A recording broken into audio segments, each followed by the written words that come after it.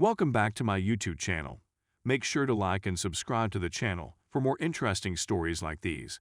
Now, let's get into today's story video. Marriage demolition. I, 32 years old, caught my wife, 30 years old, cheating on me in our marriage bed only a few hours earlier. I'm now locked up in my father's fishing cabin, trying to figure out what I'm going to do from here. I feel useless and ruined. Because of that wrath, I'm filled with rage. My whole life has been thrown down the toilet, and I have no one to speak to. The one person I believed I could confide in had deceived me and attempted to lie about everything. I just terrified 3 individuals. One of them was myself. I'm fortunate if the police aren't searching for me right now. If they are, I'll deal with it when I have no choice. I work in construction, namely demolition. The group I work with travels often, and I had been gone for 10 of the 14 days I was meant to be gone. Due to the rain, it's extremely difficult to blow up wet items, and the forecast, I chose to go back home until I was assured we could work again. My flight didn't arrive till after midnight. I wanted to surprise my wife, so I didn't tell her I was going to be there. I drove the 4 to 5 minutes to our residence from the airport. My wife discovered some gorgeous land away from any other houses via her real estate work 8 years ago. I completed constructing our home 2 years later, which we have adored ever since. Because we have a 4-car garage, any automobiles parking in front are odd. My heart sank as I saw a black SUV that I didn't recognize. I knew right away. I hadn't picked up on any signs of difficulty in our marriage. We hadn't gotten into any conflicts, and our life was fantastic and frequent. But I had a feeling I'd find out what I discovered once I got in. She would have told me if the automobile belonged to a relative who was visiting. Part of me hoped it belonged to a female colleague who had had much too much wine on a visit and wanted to sleep it off. But it would have been very unusual. I sat outside the home for at least 15 minutes, contemplating things. However, I placed my vehicle approximately 6 inches away from the driver's side of the SUV, which was parked next to a retaining wall. Whoever it belonged to would not be getting into their vehicle and driving away without my permission, nor would they be busting out a front or rear window. I parked my vehicle and entered via the deck's rear entrance. For a gun, I have a concealed carry weapon permit. Before getting into my vehicle at the airport and heading home, I had placed my holster on. I wasn't worried about my life, but I was frightened of losing my cool and taking someone else's life. Everything was calm as I walked inside my residence. I didn't think anybody was home at first. But with a completed lunch for 2 on the table and a sink full of dishes, I realized there was something wrong. I strolled down the hall gently to our bedroom and turned the door carefully. I pulled the door open but heard no noise or activity. The room was completely dark. I went over to the bathroom and switched on the light.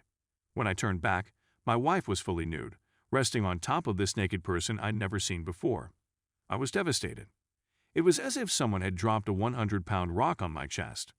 Tears welled up in my eyes, but I understood that crying was futile and would not solve the issue.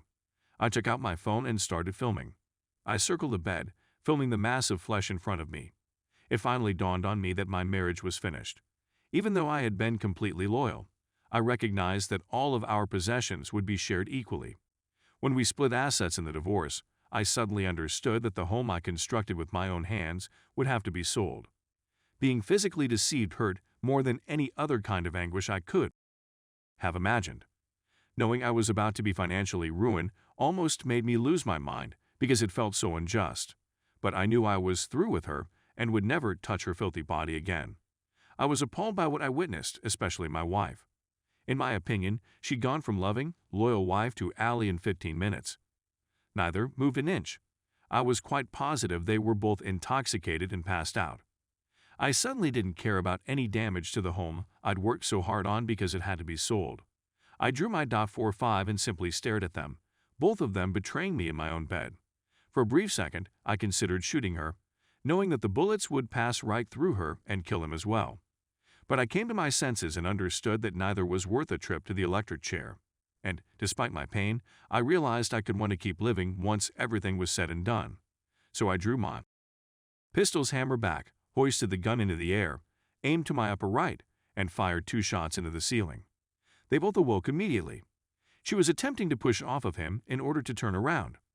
When he abruptly locked eyes with me, he pushed her off of him and onto the floor. Fear does not fully characterize his expression, but in comparison to the dread in my wife's eyes, he seemed pretty serene. She attempted to convince me that it wasn't what it seemed to be, so I fired a bullet through the bedroom closet door. She slammed the shut immediately, even though he hadn't said anything. They were sitting on opposite ends of our bed, the sheet drawn up to their necks. When I inquired who he was, he claimed his name was Marcus. When I asked my wife how they knew one another, she revealed that he had his own real estate firm. Then I questioned how long the adultery had been going on, since I had no idea my wife was cheating on me. She had the nerve to say it was the first and only time they'd slept together. So, in between them, I fired 2 bullets into the bed's headboard. I raised the question again after they both started weeping and asking me to stop. Marcus responded 6 months later, much to my astonishment. It irritated me, but at least I knew the truth. When I asked my wife when she quit loving me, she lied through tears and claimed she never did. I fired 2 shots into the bathroom on her side of the bed, causing her to scream as mirror glass broke all over the counter and floor. I told her she was a lying useless and that I was tired of her lies. She was plainly experiencing a panic attack, and rightly so. But I didn't care at the time. I inquired about the man's marital status. He said that he was. When I inquired whether he had any children who would miss him, he choked before confessing he had 2. I told him how much. I appreciated his pointing out to me that my wife is a before we had children together. But I asked him whether having with a cheating harlot was worth the risk of losing his wife and children. He pleaded with me not to inform his wife. I advised him to stop talking since she had a 50% probability of becoming a widow at the time. I walked at the foot of the bed for the next 15 minutes, pistol drawn, trying to think. I was aware that keeping them there against their will may be seen as my taking hostages. I knew I'd have to let them go at some point. I motioned for my wife to get up and go fetch her vehicle keys. She got out of bed and started reaching down to pick up her clothing from the floor to put back on. I told her to stop, that she didn't need clothing, and to go fetch the keys. She went down the hall, returned her keys, and handed them to me while still weeping. I took the home key from her and informed her that she would no longer need it. I know she wanted to argue that I couldn't do it and that she was legally correct. A .45, on the other hand, tends to render legality moot. I then instructed Marcus to take his keys and wallet from his trousers and accompany me. I followed him outside to his vehicle and repeatedly hit him in the face until his nose and lips were bleeding. I returned after moving my vehicle so he could get into his SUV, took up his keys, and urged Marcus to get up.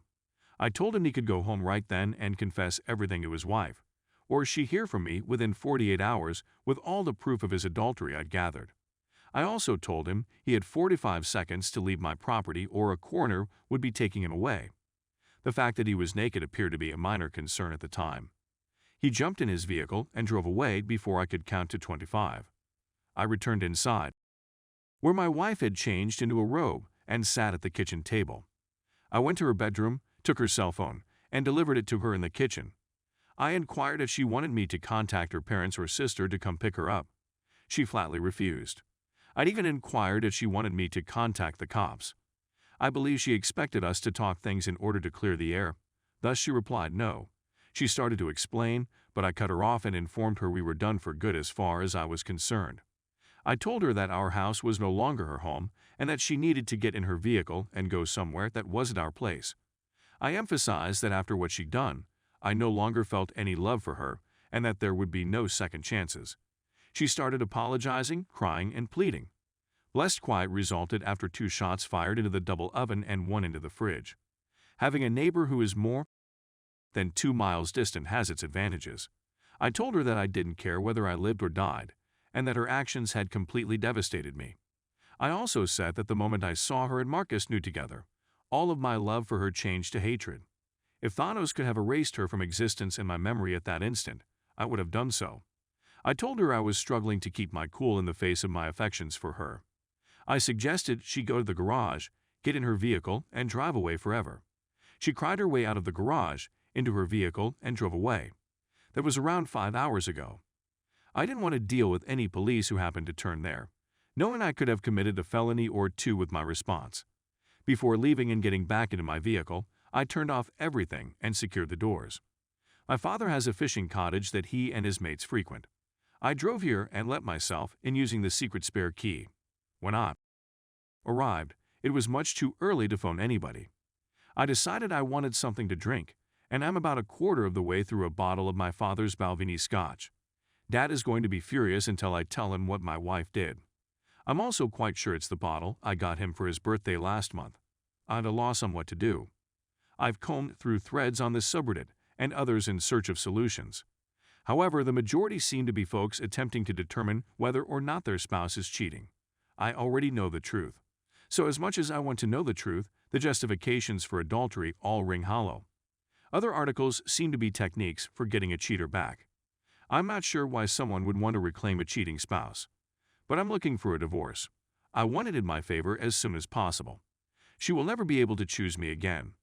I'm not a carnival prize, but rather a human being. I want to get rid of her and destroy all trace of her in my life. I never want to see or hear from her again. Is it possible for attorneys to handle everything? I have the funds to get things started.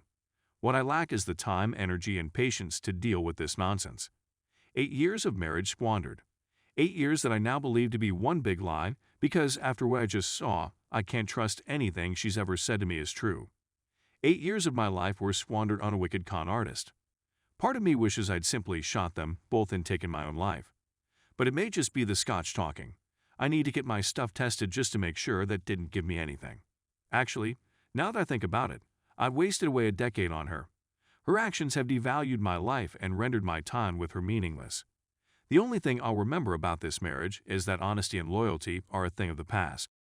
Herpes is the one thing that lasts permanently in any relationship these days. Love and marriage are both a bunch of filthy falsehoods. I'm terribly, really depressed right now.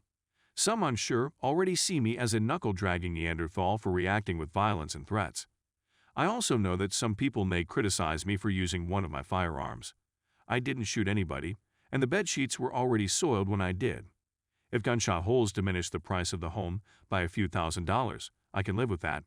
I'm simply not able to cope with this nonsense.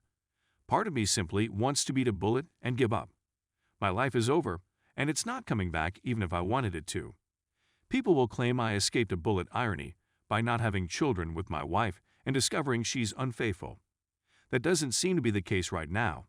I move from uncontrollable tears to wrath like I've never experienced. Either I confront this or I simply give up. And, for the time being, the second alternative seems to be the superior option. Maybe if I fall out and sleep for a while, things won't seem so horrible.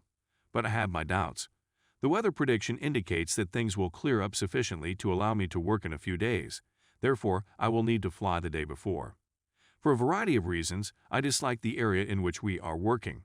But a part of me wants to go after the task is done and never return. Part of me wants to find out where I want to start again, if I want to start over at all.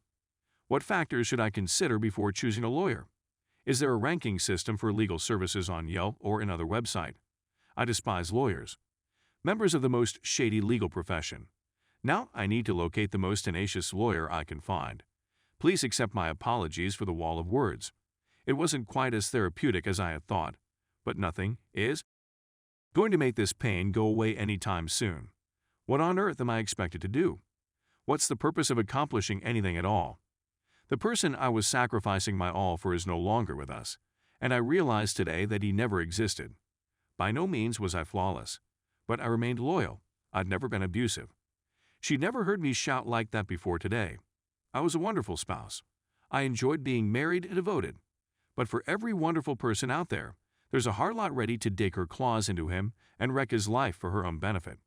F this life, my upcoming ex-wife, and relationships. Now, I'm simply rambling. I guess I'll go to bed now. When I wake up, I think I'll phone my folks and tell them what happened. I'm still in shock, and I've never experienced such heartbreak in my life. Maybe I'll feel better tomorrow. Update. I didn't believe anything had posted the night I attempted to submit to Reddit since it indicated the post was pending moderator approval. But throughout the past month, I've received alerts on my phone regarding the post on a regular basis. I logged in to check the comments on the initial article, as well as a few folks requesting an update. I honestly don't know if things could have gotten any worse for me after publishing. And yes, I'm sure some will claim what I do goes too far, is excessive, or whatever. It seems that the law agrees with such individuals. The anti-gun commentators will be overjoyed with this change. So let me get this out of the way first, so those folks can be ecstatic about what I'm up against. I was arrested for conveying threats, felonious assault, assault with a dangerous weapon, and a few minor crimes/felonies. Even though I have no criminal record, if convicted of the charges, I may face up to 25 years in prison. It's unlikely that I'll be sentenced to that long in jail, but it's conceivable. Surprisingly, if I'd shot Marcus and Slash or my wife in a fit of wrath, I'd probably be facing less time in prison. Marcus seems to have confessed to the police rather than his wife while I was writing my initial piece. He told the officers he was discovered with a married lady. However, he seemed to have gained some compassion from the cops. The deputy who collected his statements was one of the sheriffs that turned up the following day to arrest me. Everything went well since I didn't object in the least. Marcus's decision to accuse me was, in retrospect, a preemptive move, because the court after my arraignment barred me from contacting Marcus or any of his family members. So far, I have not made contact with his wife in any manner, shape, or form. But he achieved a handful of other things by having me arrested. I told my employer of the accusations, which would prevent me from leaving the state. Because my profession is so specialized, they panicked. They waited 2 weeks to recruit someone with the same training and experience as me, but now I'm out of work. That significantly hampered the process of obtaining counsel. Before I could even consider hiring a divorce attorney, I needed to first hire a defense counsel.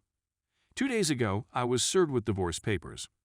My wife is clearly going to attempt to take me for everything. But we haven't spoken since that night. She's texted and phoned, but I haven't read, replied, or reacted to anything. I absolutely despise her guts. I'll never get over it.